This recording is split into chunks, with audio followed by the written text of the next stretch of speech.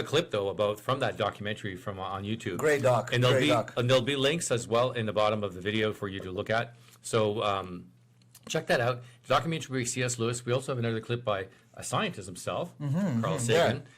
So here's that clip right now, and we'll just join right into it right now. Look at this. Check it out. Causes.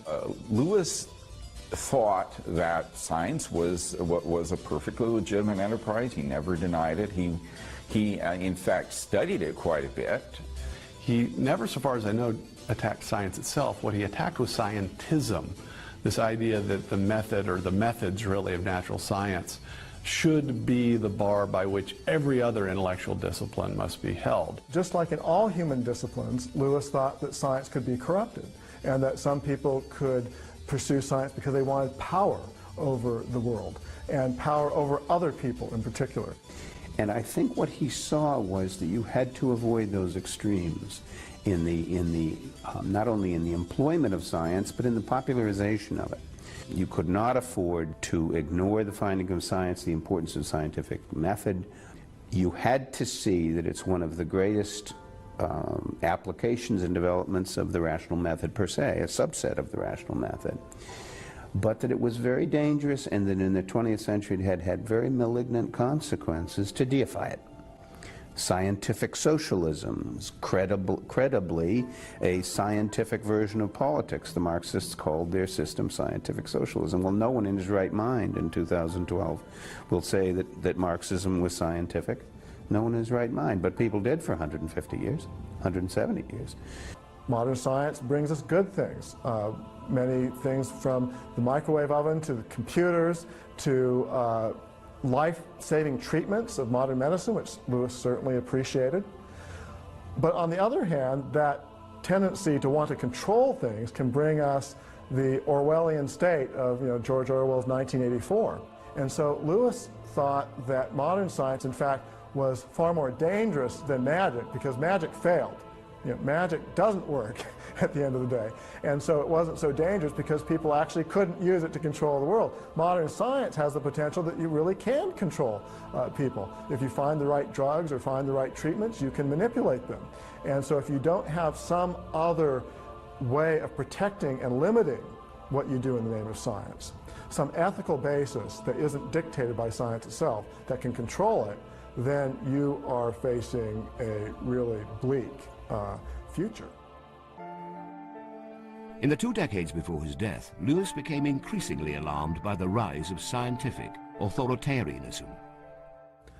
Lewis was very concerned by the dogmatic use of science, and that is why he wrote his novel That Hideous Strength. That is why he wrote his book The Abolition of Man, where he actually worries and somewhat sort of predicts the rise of a new class of people, of experts speaking in the name of science, who would dictate to everyone else.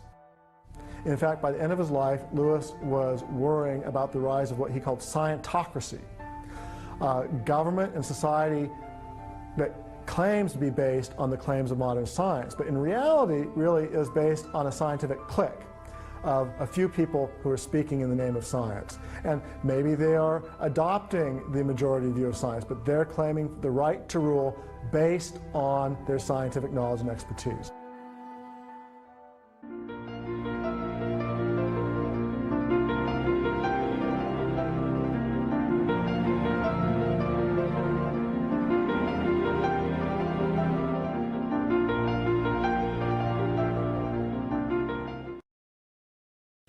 Welcome back, ladies and gentlemen. That was a great clip from C.S. Lewis from his documentary. Let's give a big applause for that.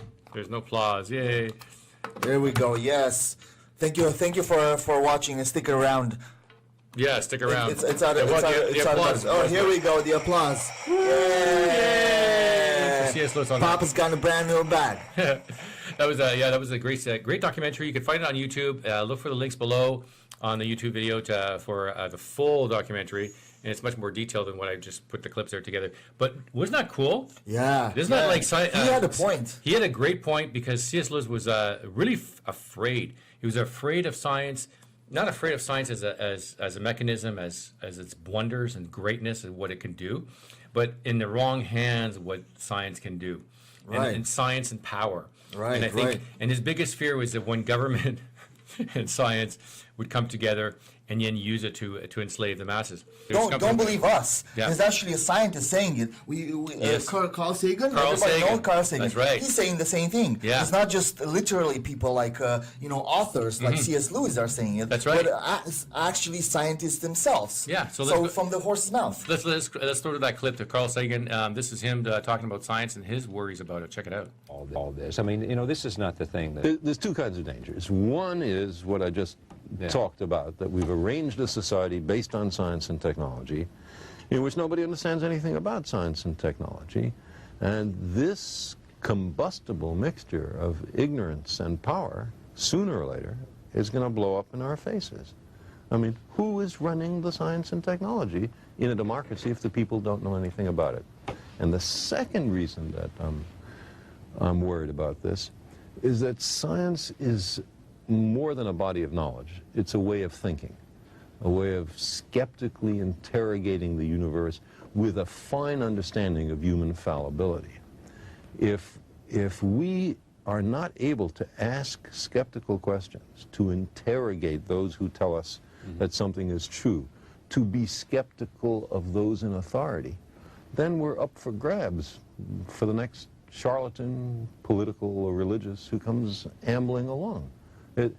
That was a good clip. That was a great clip. Welcome back, everyone. Yeah, welcome back to KNOBnoxious. That was Carl Sagan, of course, just a small clip, but very informative of how nervous he was as well about how science and government coming together and then using it to manipulate the masses. Absolutely. And I'm thinking we need an open dialogue. We need an open dialogue with other scientists, other people, other individuals to be able to ask the questions.